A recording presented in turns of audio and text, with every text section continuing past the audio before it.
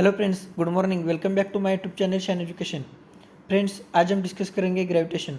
कल फ्रेंड्स हमने ग्रेविटेशन इस टॉपिक पर डिस्कस किया था कि ग्रेविटेशन का मतलब क्या है, केपलर्स लॉ क्या है, Newton universal law of gravitation. वो वीडियो आप जाकर दे सकते हैं, उसका लिंक आप डिस्क्रिप्शन में चेक कर दीजिए। और साथ ही साथ जो भी आज हम डिस्कस करेंगे उसका भी PDF मैंने टेलीग्राम चैनल पर दे दिया है, वो भी चैनल आप ज्वाइन कर सकते हैं, उसका लिंक आप डिस्क्रिप्शन में चेक कर दीजिए। तो स्टार्ट करते हैं आज का टॉपिक ग्रेविटेशन। जो कल हमने डिस्कशन किया था उसके आगे जो पार्ट्स आज हम डिस्कस करेंगे।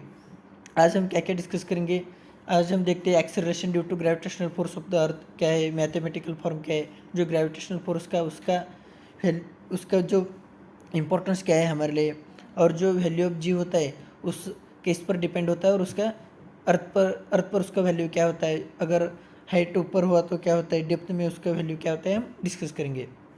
तो स्टार्ट करते हैं आज का पहला topic, mathematical form of Newton's universal of gravitation. कल हमने डिस्कशन किया था न्यूटन्स यूनिवर्सल ऑफ ग्रेविटेशन। आज डिस्कस करेंगे उसका mathematical form of Newton's universal of gravitation. आप कंसिडर कीजिए, जो दो ऑब्जेक्ट है उसका मास क्या है, m1 एंड m2, और जो डिस्टेंस है उन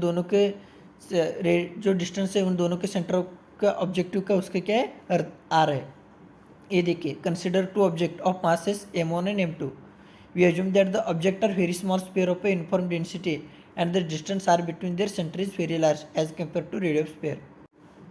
ये देखिए friends, two object mass m1 m2, उसका मासेस कम as compare to centre of radius of earth R, और जो उनका दोनों का यूनिफॉर्म डेंसिटी।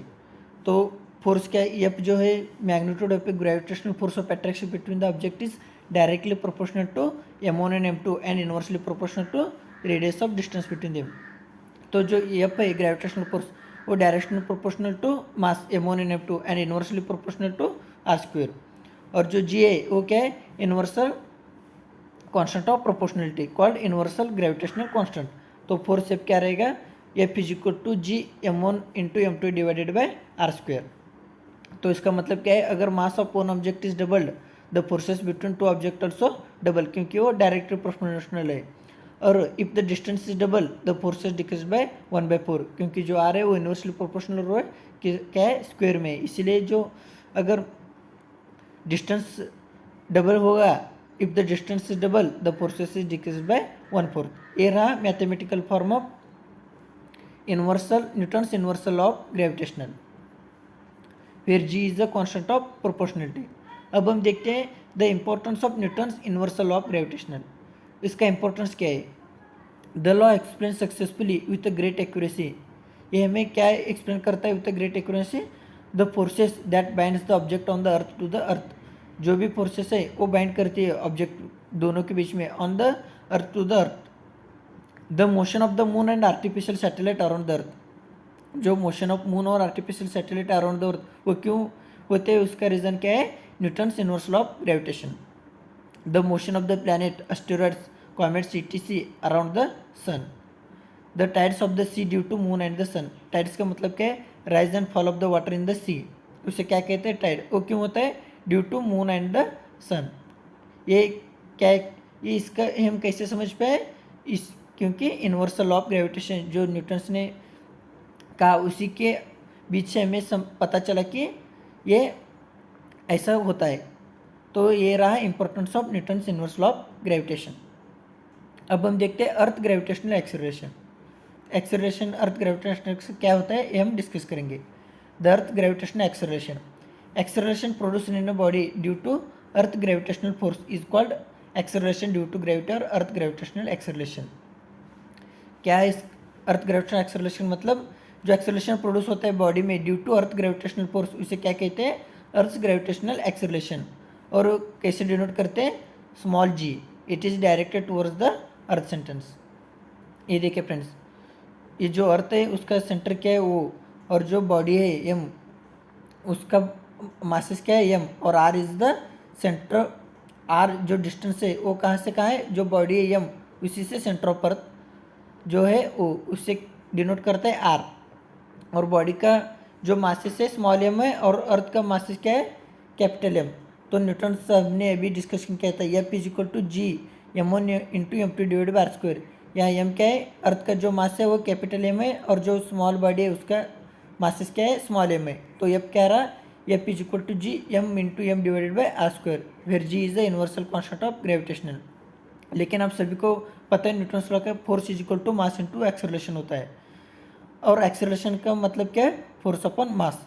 तो फ्रेंड्स जी का वैल्यू आप रखिए, फोर्स क्या है, G M into M divided by R square और स्मॉल एम, तो स्मॉल एम और ओ एम दोनों गया तो क्या रहा, G is equal to G M upon R square. ये फार्मूला रहा है एक्सेलरेशन, अर्थ ग्रेविटेशनल एक्सेलरेशन का, क्या है, G is equal to G M upon R square.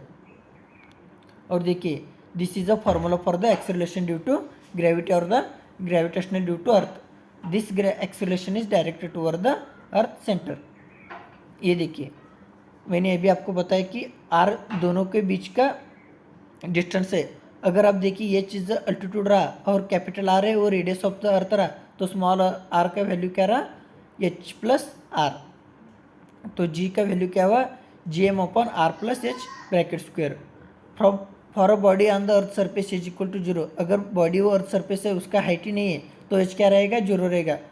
वहाँ जी का वैल्यू क्या रहेगा, G is equal to G M upon capital R square. और अगर R is greater than radius of earth तो जी का वैल्यू क्या रहेगा, G M upon R square, it depends on the location of body. ये रहा small जी का value. अब हम देखते हैं factors affecting the value of G. Value of G कैसा चेंज होता है, उस पर किस पर वो डिपेंड रहता है, हम डिस्कस करेंगे। The value of acceleration due to gravity, G जो स्मॉल जी होता है changes from place to place on the earth, it is also vary with the altitude and depth below the earth surface. और जो factor है वो कौन कौन से हम देखते हैं, वो पहला फैक्टर है शेप ऑफ द अर्थ, अर्थ का शेप कैसा है, एल्टीट्यूड और depth below the earth surface. The earth is not a perfectly spherical, आपने देखा होगा फ्रेंड्स, जो अर्थ है हमारा फ्लैट है, कहाँ, पोल पर, और जो इक्वेटर है वहाँ जो बल्ज है, इसलिए जो हमारा अर्थ है वो स्पेरिकल नहीं है, it is bulging at the equator and flat at the pole. और जो पोल है वहाँ जो आर है रेडियस ऑफ अर्थ वो मिनिमम है, इसीलिए वहाँ जो वैल्यू ऑफ जी हो मैक्सिमम होता है, क्योंकि रेडियस वहाँ मिनिमम होती है। वहाँ वैल्यू कितना होता है जी का, 9.832 मीटर पर सेकेंड स्क्वायर। और जो वैल्यू ऑफ जी है वो इक्वेटर पर मिनिमम है, इसका रीज़न है कि क्योंकि वहाँ जो रेडियस है वो मैक्सिमम है और वहाँ वैल्यू क्या है, 9.78 मीटर पर सेकेंड स्क्वायर। सेकेंड पॉइंट देखते हैं, अगर as the height above the earth surface increases value of G decreases, अगर अब ऊपर चला गया तो value of G decreases, it varies as one divided by R plus H square, R is the radius of earth और H height है। इसी के तरह अगर हम इंटीरियर ऑफ अर्थ भी चले गए तो value of G also decrease रहेगा as compare to earth surface. जो मैक्सिमम जी रहेगा वैल्यू वो कहाँ रहेगा, अर्थ सरफेस पर। अगर आप ऊपर जाएंगे तभी उसका वैल्यू डिक्रीज होगा और नीचे भी चले गए तभी उसका वैल्यू डिक्रीज रहेगा, and it finally become zero at the centre of earth. Thank you friends, आज हमने क्या क्या डिस्कस किया, मैथमेटिकल फॉर्म ऑफ यूनिवर्सल जो ग्रेविटेशन है उसका क्या है और उसका वैल्यू क्या क्या आता है और वो किस पर डिपेंड रहता है, आज हमने डिस्कशन करेंगे। अगले वीडियो में हम जो भी उस ग्रेविटेशन का पार्ट रहा वो हम डिस्कस करेंगे, like free velocity, escape velocity, centripetal force, और जो भी एग्जांपल है वो भी हम सॉल्व करेंगे। Thank you friends, please subscribe shine education.